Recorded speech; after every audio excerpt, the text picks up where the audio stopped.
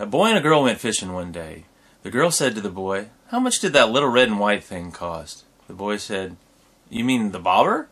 "Oh, I guess about 25 cents. The girl said, "Well, looks like I owe you a quarter. My bobber just sank." It's draw time with Mr. Mayberry. Time to draw. Well, hello and welcome to day 4 of Fishing Week on Draw Time with Mr. Mayberry. Today we're going to do a real simple drawing. I'm going to show you how to draw a bobber, but I want to talk about the difference between drawing it in 2D and 3D. So that's what we're going to be working on today. So let's get started. It's time to draw. Okay, I'm going to start off drawing a two-dimensional bobber, and we'll start with a circle. Go around a couple times till you get a good circle shape. And then I'm going to add the top part of the bobber, which looks like a rectangle. Except we don't see the bottom, it just follows the curve along the bottom edge. Again, I'm drawing lightly to start with, and then I'll make things darker as I go along. But the thing about the two-dimensional one, and the reason it is two-dimensional, is it just has height and width. So it's vertical, it goes up and down, has height, and it has width. But it looks flat. I'm going to draw, there's a line across the middle of this bobber. And then if I was to shade it in, this bottom part is red, and the little piece on top is red. Looks flat, But now I want to show you how we can make this look more realistic by drawing in 3D. And it starts off much the same. We're going to start with a circle.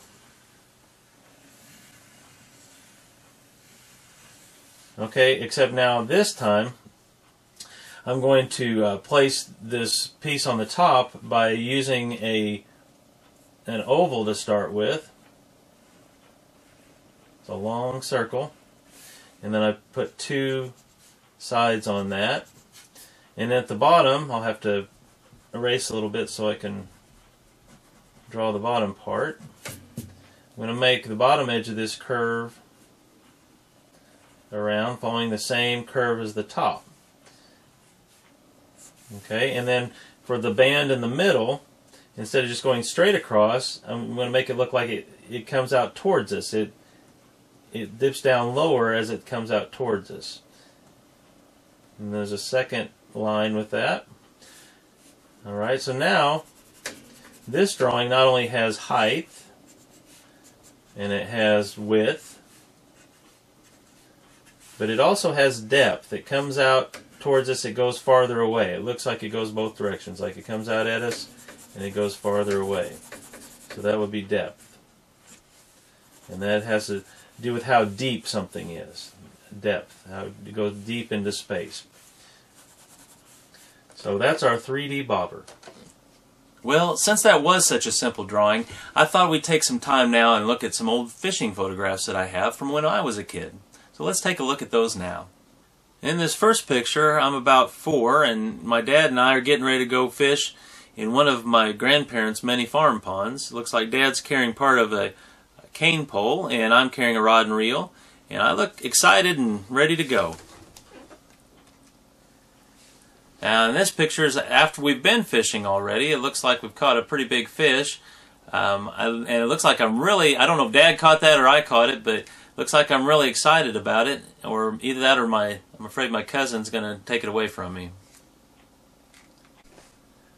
Well, this picture was taken the summer before I turned 10.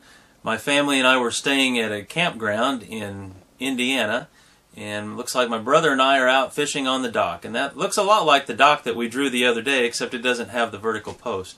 And we're using cane poles, but now in this picture, it looks like I'm the only one fishing, but I know my brother was fishing too, because in this next picture, I see he's got a fishing pole there as well.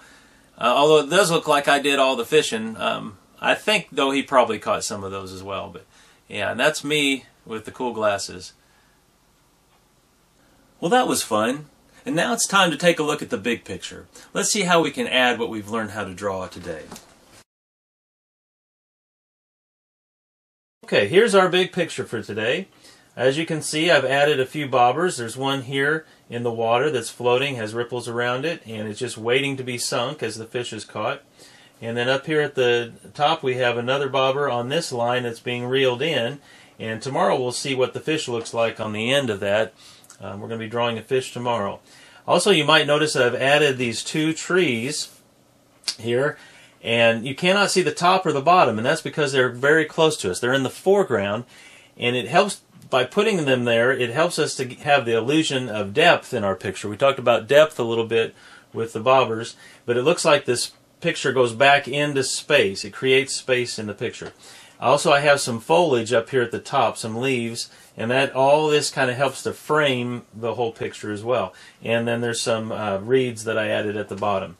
But let me show you the photograph. I was inspired by taking a walk out at the local lake, and I took some pictures, and that's where I kind of decided that I should do something in the foreground to just add some more depth to this picture.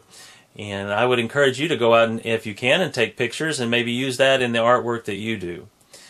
So this is what our big picture looks like today. Well, thanks for taking time to draw with me today. I hope you'll come back tomorrow.